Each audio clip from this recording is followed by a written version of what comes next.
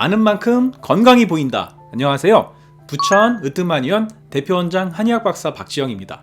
지난 시간에는 속쓰림이 전부 위산 과다는 아니고 오히려 위산이 부족해도 속쓰림이 생길 수 있고 한의학적으로는 담적병일 수 있다라는 내용에 대해서 설명드렸습니다.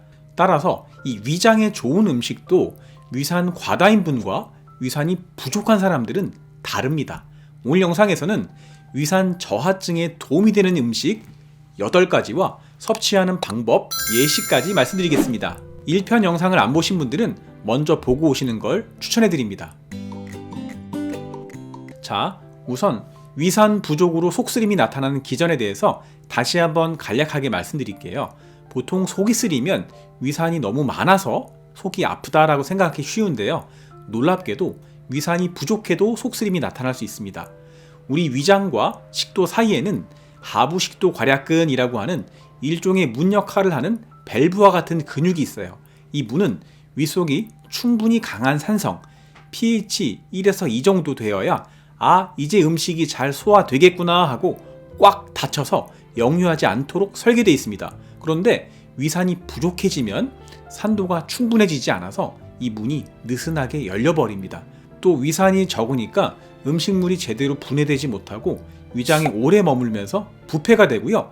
여기서 가스가 발생합니다. 이 가스는 위장 내 압력을 높이고요. 이렇게 되면 느슨해진 밸브 사이로 위 내용물과 위산이 식도로 역류하게 될 수 있습니다. 이때 위산 농도는 낮아도 위산 자체는 여전히 식도 점막을 자극하기 때문에 속쓰림이나 명치통증, 따가움이 위산이 부족해도 나타날 수 있는 겁니다. 흔히 속이 쓰리니까 자극적인 음식만 피하면 된다라고 생각하시지만요, 아닙니다. 진짜 핵심은 위산이 제때 제대로 나오게 해주는 식사법을 실천하는 거예요. 위산 분비를 촉진하고 소화 효소 작용을 보조하고요, 위 점막 보호를 도와주는 음식 8가지 말씀드릴게요. 첫 번째는요, 레몬과 라임 같은 시큼한 과일이에요. 시트러스 계열의 과일인 레몬과 라임의 신맛을 내주는 성분은 구연산이에요. 이 구연산은 위가 소화 분비를 시작하도록 자극하는 일종의 위산 분비 스위치 역할을 합니다. 식사하기 10분 전에 미지근한 물에 탄 레몬수 한 잔을 천천히 마셔보세요. 어렵다면 식사 중에 레몬 한 조각을 곁들이는 것도 좋습니다. 다만 이 역류 증상이 너무 심한 분은 피하셔야 되고요. 공복에 다량 섭취하는 것도 좋지 않습니다. 또 치아가 약한 분들은 치아의 에나멜 보호를 위해서 빨대로 드시고 섭취한 후에는 물로 입을 헹궈내시는 게 좋습니다. 두 번째는 발효식품입니다. 식품을 발효하면서 생기는 젖산은 소화과정 전반에 걸쳐서 위산과 소화효소의 분비를 간접적으로 도와줄 수 있습니다. 또 저위산증으로 인해서 유해균이 과도하게 증식하는 소장 내 세균 과증식을 개선하는 데도 이 유익균이 큰 도움을 줍니다. 추천해드리는 음식은 사우어크라우트, 즉 잘게 썬 양배추를 소금에 절여서 유산균으로 자연 발효시킨 음식인데요. 이 독일 사람들이 김치처럼 먹는 음식이에요. 두 번째는 백김치인데요. 젓갈이나 양념이 강하지 않아서 위장에 부담이 적습니다. 또 일본에서 도시락에 꼭 들어가는 매실절임인 우메보시도 좋고요. 당과 첨가물이 적은 플레인 요구르트나 그릭 요거트도 좋습니다. 그런데 이 달달한 가당 요거트 같은 경우에는 오히려 장내 가스 생성과 복부 팽만을 악화시킬 수 있기 때문에 주의하셔야 됩니다. 세 번째는 소화가 쉬운 단백질이에요. 위산이 부족하면 단백질을 소화 못하니까 단백질을 먹으면 안 되는 것 아닌가요? 라고 말씀하실 수도 있는데요. 오히려 이 단백질이 위에 들어가야 위가 이를 감지하고 가스트린이라는 호르몬을 분비합니다. 이 가스트린이 위산 분비를 활발하게 해서 소화를 촉진합니다. 따라서 위에 부담이 적은 양질의 단백질을 드시는 것이 중요한데요.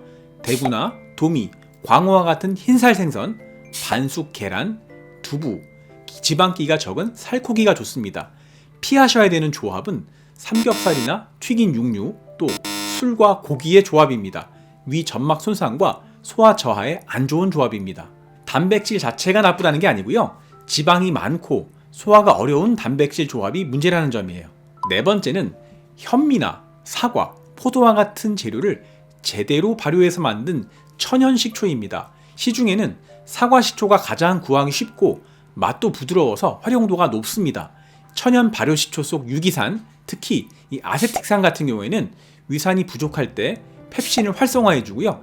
음식물 분해를 보조해서 단백질 소화 부담을 줄이는 데 도움이 될 수 있습니다. 또 이 식초의 살균 효과는 장내 유해균의 과도한 증식을 억제하는 데도 좋죠. 식사하기 10에서 20분 전에 물 200ml에 식초 1티스푼 정도를 희석해서 마십니다. 식초도요, 위식도염의 급성기나 궤양, 심한 역류가 있는 분들에는 자극이 될 수 있어서 안 드시는 게 좋을 수 있어요. 또 정제 알코올을 이용한 양조 식초나 빙초산을 희석한 합성 식초는 발효 과정이 없어서 유기산이나 효소가 없고 오히려 위 점막을 자극만 심하게 할 수 있으니까 반드시 드실 때 천연 식초인지 라벨을 확인해 보세요. 5번째는 생강입니다. 저위산증 상태가 지속되면 위의 운동성마저 떨어져서 음식물이 오래 머무르고 이로 인해서 가스나 역류, 특히 메스꺼움이 발생하기 쉬운데요. 이 생강의 매운맛을 내주는 성분인 진저롤과 쇼가올은 위장 운동을 활성화하고 위 배출 속도를 정상화해서 음식물이 위장에 오래 정체되는 것을 막아줍니다. 식사하시고 나서 생강차를 따뜻하게 드시면 좋습니다. 다만 이 생강차는 공복에 드시면 너무 자극적일 수 있어서 꼭 식후에 드시는 게 좋습니다. 6번째는 해조류입니다. 저위산증은 위 점막을 약하게 만드는데요. 미역, 다시마와 같은 해조류에 풍부한 이 글루타민과 미네랄은 위장 점막을 보호해주는 코팅제 역할을 하고요. 또 해조류 특유의 이 끈끈한 알긴산은 위 벽을 부드럽게 감싸서 위산과 음식물 자극으로부터 보호막을 형성해줍니다. 미역국이나 다시마 쌈밥을 추천해드립니다. 다만 염분을 너무 많이 넣으면 오히려 위장을 자극하거나 역류를 악화시킬 수 있으니까 간은 약하게 하고 기름기는 적게 해서 드세요. 7번째 음식은 레드비트 그리고 구기자입니다. 이 레드비트에는 베타인이라는 성분이 들어있어요. 베타인은 위벽 세포 기능을 촉진해서 위산 분비를 늘려줄 수 있어서 저위산증으로 소화력이 떨어진 분들에게 좋습니다. 비트 주스나 비트 가루를 샐러드 드실 때 뿌려 드시면 좋습니다. 이 구기자는 서양에서는 거의 먹지 않는 한국과 동양만의 아주 중요한 약선 식재료입니다. 구기자 역시 이 베타인 함량이 매우 높은데요. 레드비트에는 100g당 128mg의 베타인이 들어있는데요. 구기자에는 무려 1052mg으로 비트의 8배 이상 들어있습니다. 구기자는 폴리페놀 항산화 성분도 많아서 소화 개선뿐만 아니라 세포의 노화도 억제하고 몸의 염증을 감소시키는 데도 좋거든요. 물 1리터에다가 구기자 15에서 20g을 넣고 차로 끓여서 하루에 한두 잔 정도 드셔보세요. 8번째는 천연 효소가 풍부한 과일입니다. 3가지 과일 말씀드릴 건데요. 파인애플에는 브로멜라인이라는 단백질 분해 효소가 풍부해서 소화를 돕고 복부 팽만을 해소해주고요. 파파야는 파파인 성분이 고기 섭취 후에 더부룩함과 소화 지연 개선에 효과적입니다. 또 그린 키위에는 액티니딘이라고 하는 효소가 들어있는데요. 가스를 줄이고 트림이 잘 나오게 도와주니까 저위산증으로 속이 답답할 때 도움이 될 수 있습니다.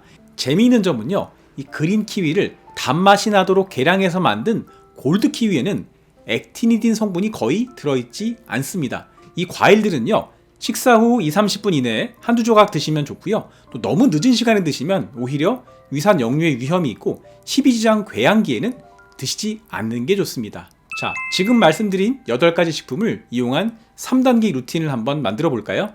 첫 번째는 식사하기 20-30분 전에는 레몬수나 사과식초, 비트주스 한 잔으로 위산 분비의 스위치를 켜고요.